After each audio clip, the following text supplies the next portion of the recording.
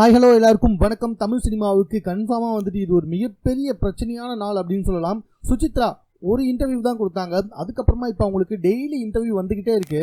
அவங்க இன்டர்வியூ என்னவோ அரை மணி நேரம் தான். ஆனால் அந்த அரை மணி நேரத்தில் தமிழ் சினிமாவுடைய அடித்தளத்தையே லைட்டாக வந்துட்டு ஆட்டி பார்த்துடுறாங்க.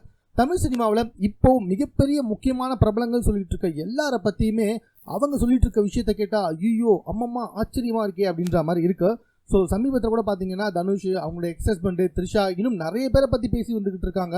இதில் தனுஷை பற்றி நிறைய விஷயங்கள் சொல்லி வந்துக்கிட்டு இருக்காங்க. அதுலேயும் பார்த்தீங்கன்னா தனுஷ் மற்றும் மீனா ரெண்டு பேருமே வந்துட்டு விவாகரத்து ஆக போயிடுச்சு. தனுஷ்க்கு கிட்டத்தட்ட ஆக போகுது, ஏன்னா கோர்ட்டுக்கு போயிட்டாங்க. எப்படினாலும் வந்து அஃபிஷியலாக அனௌன்ஸ் பண்ணிவிடுவாங்க. அதுக்கப்புறமா வந்து பார்த்தீங்கன்னா மீனாவுக்கு அவங்க ஹஸ்பண்ட் வந்துட்டு இறந்துட்டாரு போன வருஷம், உங்களுக்கே நல்லா தெரியும். ஸோ இப்போ என்ன ஆச்சு அப்படின்னு சொல்லி பார்த்தீங்கன்னா சுசித்ரா ஒரு இன்டர்வியூவில் சொல்லியிருக்காங்க, தனுஷ்க்கும் மீனாவுக்கும் ரொம்ப நல்லபடியாக போயிட்டுருக்கு. அதாவது அவங்க ரெண்டு பேருமே டேட் பண்ணி வந்துக்கிட்டு இருப்பதாகவும், அவங்க ரெண்டு பேருக்குள்ளே வந்துட்டு ஒரு நல்ல பரஸ்பரமான ஒரு உறவு போயிட்டு இருக்கதாகவும், எப்போ வேணாலும் அவங்க ரெண்டு பேருமே திருமணம் செய்து கொள்ளலாம் அப்படின்ற செய்தி அஃபிஷியலாகவே உங்களுக்குலாம் வரும் வேணா பாருங்கள் அப்படின்னு சொல்லிட்டு இருக்காங்க. இவங்க சொல்கிற விஷயங்கள் எல்லாமே வந்து ரொம்ப ஆச்சரியமாக அதிர்ச்சியை கொடுக்குற மாதிரி இருந்தாலுமே இவங்க கிட்டத்தட்ட உண்மையை தான் சொல்லி வந்துக்கிட்டு இருக்காங்க அப்படின்னு தான் பல பேர் சொல்லிட்டு இருக்காங்க.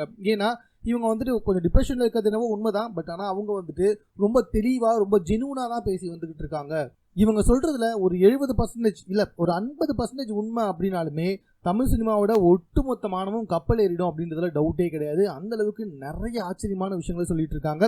இதுக்கு முன்னாடி சுச்சி லீக்ஸ் வந்ததுல இதெல்லாம் ஒன்றுமே கிடையாது. ஆனால் இப்போ சுசித்ரா ஒவ்வொரு இன்டர்வியூலுமே கொடுத்துட்ருக்காங்க பார்த்தீங்களா, இதுதான் உண்மையான சுச்சி லீக்ஸ் அப்படின்ற மாதிரி எல்லாமே பேசி வந்துக்கிட்டு இருக்காங்க. இன்னும் என்ன மாதிரியான நமக்கு அதிர்ச்சியை கொடுக்க போகிறாங்கன்றதை பொறுத்து வந்து பார்க்கலாம். மேலும் இது போன்ற செய்திகளை உடனுக்குடன் தெரிந்து கொள்வதற்கு நம்ம சென்னை சேனலில் சப்ஸ்கிரைப் பண்ணுங்க. இது குறித்த உங்களுடைய கருத்துக்கள் இதுவாக இருந்தாலும் கமெண்ட்டில் நீங்கள் பதிவு செய்யலாம்.